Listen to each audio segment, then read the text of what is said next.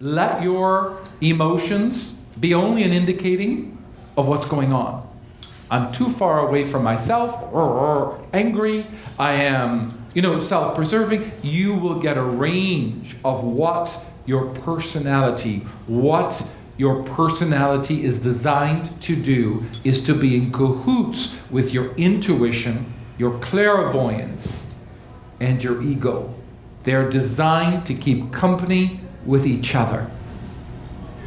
When you say, oh, my husband, blah, blah, blah, listen, it means you need to spend time alone. It's not about your husband. Pay attention to what the personality is telling you. When you need to spend more time, your personality will go, it will get moody. It's quite an indication. Not about your husband, it's about you. You need to spend. Look upon your personality as a reflection of self-preservation. It's designed to do exactly that, what it is doing. But then, I fall into silence. And in that silence, you find your soul. Within that silence, you discover you. Eventually, what happens with individuals when you create the awareness of a dual reality. One part of you indeed has emotions, and the other part of you fades in and out, and in and out, and in and out. It is there, it is gone. It's there, it's gone, there, gone, there, gone. Why? The mind could not even begin to comprehend that it is not in charge. The mind couldn't even comprehend that there is a soul, a spirit within the same occupancy, in the same body, in the same neuropathways. The brain could not even perceive that. Does this mean that you are rewiring you? The answer is yes. Does that mean that you are rewiring your neuropathways to allow your personality and your soul to simultaneously occupy the same space? The answer is yes. When you create space for wisdom to come your way, when you allow the unknown to come forward in a meeting, when you fall into the silence of true vulnerability, true transparency. I remember my teacher in India, that every time he would come around, oh my Lord, I would feel so nervous, so scared that I might not be. And one day when he came to me, I recognized that I could not allow my fear to become my experience. So I allowed the fear to bypass and then really stepped into the silence of my vulnerability. For myself, not him, but truly for myself, and feel safe.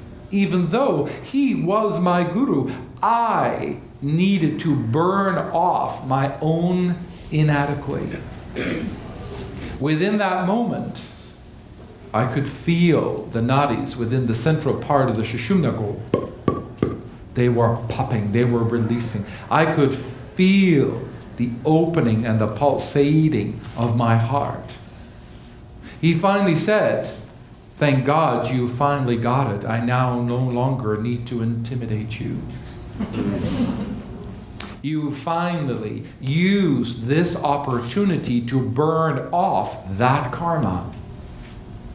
Every opportunity where you are feeling scared, vulnerable, inadequate, you are having experience of anxiety or stress, every opportunity, when you see that opportunity to really become open, transparent, vulnerable, and truly step into that realm and burn that off, you could be burning lifetimes of karma, but you're also gradually allowing the soul to become more present.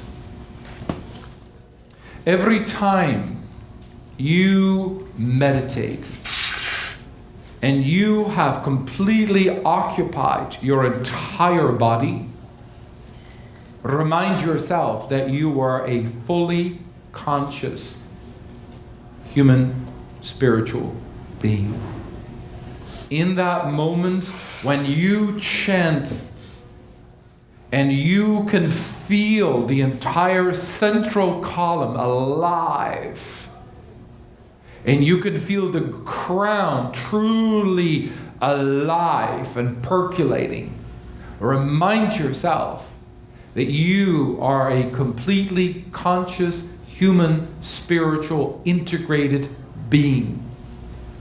Every time that you are at a company or job or relationship, and you've gone from the emotions and you've now centered into the void of silence and truly opened yourself, remind yourself that you are now a completely integrated human spiritual being. The seat of the soul moves, and even though it is occupied between two leaves in the third eye, this is what happens.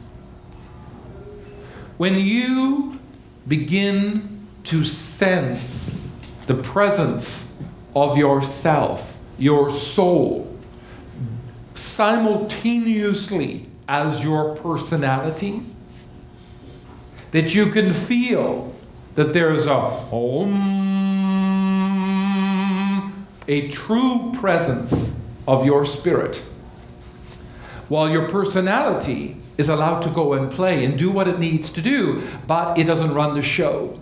Meaning your personality can be funny, can be outrageous, can be wonderful, can be silly, can be delightful, can be moody, can be all of the above. But you can feel the presence of your own soul. Feel the truest pulsation of your soul present, moving, pulsating, vibrating in the center column of your body. When you can sense that, when you can feel that, the seed of the soul releases and makes its way down, all the way down, and moves through the base chakra. And it starts to create meaning in the first layer of the base chakra. And gradually she moves to the second and the third, and when she derives within the fourth, we become humanitarians. When the seed of the soul coincides and moves within the central column of the kundalini. So it is like saying that the kundalini are 108 columns of energy that appear to be a cobra. The seed of the soul can move within the central columns and moves through these 108 streams of consciousness. And when it reaches the heart, it becomes the yogi. It becomes the teacher.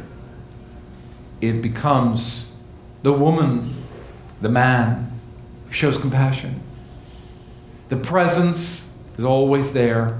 The humanitarian efforts start coming through. The greater purpose, the greater meaning starts to be truly understood. The way you relate, the way you perceive, the way you understand that your personality is a delight. It almost is a love affair where there is a presence that is continuously moving from the crown, continuously pulsating, continuously moving through, continuously moving to the crown, continuously like a shower, continuously present, continuously aware. This is where the mind understands consciousness, but can't perceive it. The mind will allow the vibrations and the streams of consciousness to move in the body and to be present.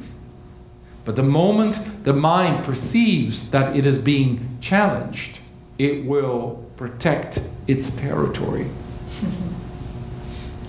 So, the only way that the mind and the soul can be simultaneously present is when you can feel the movement of energy, where you can feel the pulsation, when you can feel that there is a current of energy that is moving through the central column coincide with the kundalini that gradually takes raw energy and gradually refines it and refines it and refines it and refines it until it passes through the back of the neck all the way to the crown, all the way through the throat chakra and the third eye and the crown chakra, and all of a sudden the finer.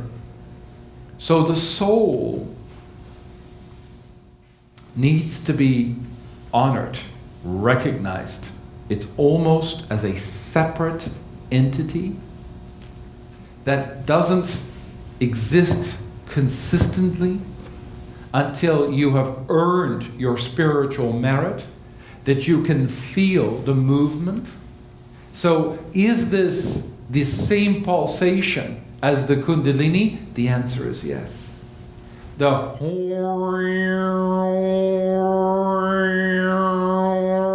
mean, clearly much slower, softer.